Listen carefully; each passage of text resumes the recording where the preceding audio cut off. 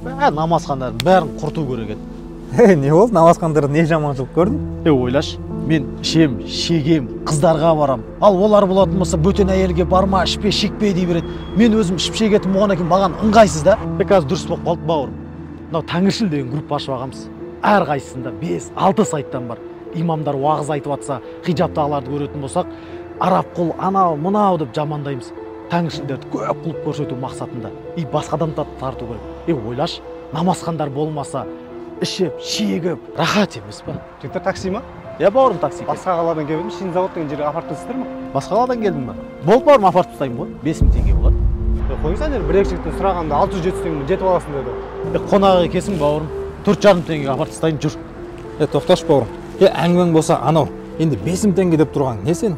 Осы сен сияқты адамдар алдында коронавирус кезінде де адамдар ауылына жете алмай жатқан кезде 40 теңгеден тасыды.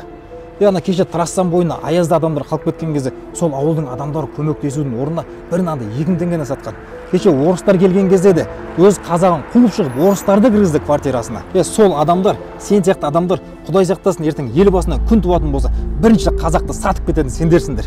Сен нәпсің үшін намазхандарды жамандап жатсың. Бауырым, жүрші, өзіме хабарласайын сол 600 теңгеге.